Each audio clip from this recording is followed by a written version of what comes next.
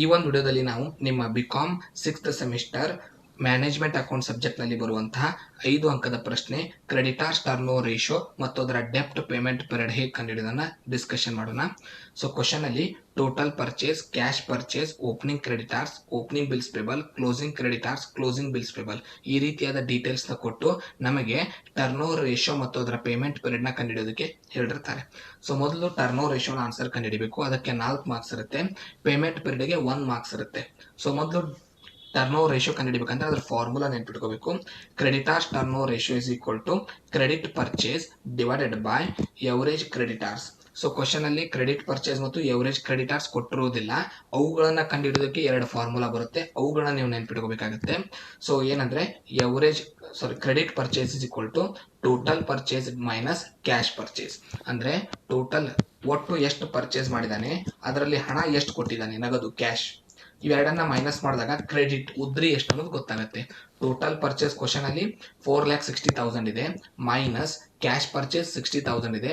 ಎರಡನ್ನೂ ಮೈನಸ್ ಮಾಡಿದಾಗ 4 lakh rupees ಇದೆ. ಇದನ್ನ ನಾವು ಕ್ರೆಡಿಟ್ ಪರ್ಚೇಸ್ ಅಂತ ಕರಿತೀವಿ. ಇನ್ನು ಎರಡನೇದು ಡಿವೈಡೆಡ್ ಬಾಗಿ ನೀವು ಕಂಡುಹಿಡಿಬೇಕಾಗಿರೋದು ಎವರೇಜ್ ಕ್ರೆಡಿಟಾರ್ಸ್. ಕ್ವಶನ್ ಅಲ್ಲಿರುವಂತಹ opening creditors, opening bills payable, closing creditors, closing bills payable ಇವುಗಳನ್ನ ಬರೆದು ಡಿವೈಡೆಡ್ ಬೈ 2 ಮಾಡಬೇಕು. ಅವಾಗ ನಿಮ್ಮ ಆನ್ಸರ್ ಬರುತ್ತೆ.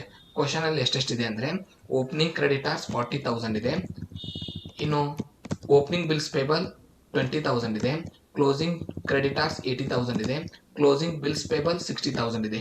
ನಾಲ್ಕನ್ನು ಪ್ಲಸ್ ಮಾಡಿ ಡಿವೈಡೆಡ್ ಬೈ 2 ಮಾಡಬೇಕಾಗುತ್ತೆ. Opening creditors plus opening bills payable closing creditors plus closing bills payable divided by 2. So ಈ ರೀತಿ ಮಾಡಿದಾಗ ಏನಾಗುತ್ತೆ, ನಿಮಗೆ ಆನ್ಸರ್ 1 lakh ಬರುತ್ತೆ. ಇದನ್ನ ನಾವು ಏನಂತ ಕರಿತೀವಿ, ಎವರೇಜ್ ಕ್ರೆಡಿಟಾರ್ಸ್ ಅಂತ ಕರಿತೀವಿ. ಸೊ ನಮ್ಗೆ 2 ಆನ್ಸರ್ ಗೊತ್ತಾಯ್ತು. ಕ್ರೆಡಿಟ್ ಪರ್ಚೇಸ್ ಎಷ್ಟು ಗೊತ್ತಾಯ್ತು, ಎವರೇಜ್ ಕ್ರೆಡಿಟಾರ್ಸ್ ಎಷ್ಟು ಗೊತ್ತಾಯ್ತು. ಈಗ ಮೇನ್ ಫಾರ್ಮುಲಾ ಬರೋಣ. ಕ್ರೆಡಿಟ್ ಪರ್ಚೇಸ್ ನಾವು ಕಂಡುಹಿಡಿತಾ ಇದ್ದೀವಿ. ಸೊ ಕ್ರೆಡಿಟಾರ್ಸ್ ಟರ್ನ್ಓವರ್ ರೇಷಿಯೋನ ಕಂಡುಹಿಡಿತಾ ಇದ್ದೀವಿ. ಕ್ರೆಡಿಟ್ ಪರ್ಚೇಸ್ ಆಲ್ರೆಡಿ ಕಂಡುಹಿಡಿದ್ವಿ 4 lakh divided by 1 lakh. Answer ಬಿಡಿಸಿದಾಗ 4 ಬರುತ್ತೆ. ಅದನ್ನ ಟೈಮ್ಸ್ ನಲ್ಲಿ ತೋರಿಸ್ತೇವೆ. ಟರ್ನ್ಓವರ್ ರೇಷಿಯೋ ಆನ್ಸರ್ನ 4 ಟೈಮ್ಸ್. ಒಂದು ಆನ್ಸರ್ ಕಂಪ್ಲೀಟ್ ಆಯಿತು. ಇದರಲ್ಲಿ ಪೇಮೆಂಟ್ ಪೀರಿಯಡ್ ಇರೋದ್ರಿಂದ ಈಗೇನು ಮಾಡ್ತೀವಿ, ಡೆಪ್ಟ್ payment period is equal to ಅಂತ ಹಾಕಿ ಒಂದು ವರ್ಷಕ್ಕೆ ಎಷ್ಟು ದಿನ ಇರುತ್ತೆ, number of days in a year divided by ನಾವು ಕಂಡುಹಿಡಿದಿರುವಂಥ ಕ್ರೆಡಿಟಾರ್ಸ್ ಟರ್ನ್ಓವರ್ ರೇಷಿಯೋ. ಒಂದು ವರ್ಷದಲ್ಲಿ 365 ಡೇಸ್ ಇರುತ್ತೆ. ನಾವು ಕಂಡುಹಿಡಿದಿರೋ ಟರ್ನ್ಓವರ್ ರೇಷಿಯೋ 4 ಬಂದಿದೆ, ಮೇಲೆ ಬಂದಿದೆ ಆನ್ಸರು 4. ಅದನ್ನು ಡಿವೈಡ್ ಬೈ ಮಾಡಿದಾಗ 91 ಡೇಸ್ ಆನ್ಸರ್ ಬರುತ್ತೆ.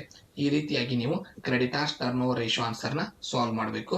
ಮುಂದಿನ ವಿಡಿಯೋದಲ್ಲಿ ಡೆಟಾರ್ಸ್ ಟರ್ನ್ಓವರ್ ರೇಷಿಯೋ ಸಾಲ್ವ್ ಮಾಡುವಂಥ ಮೆಥಡ್ನ ಬಿಡಿಸೋಣ. ಧನ್ಯವಾದಗಳು.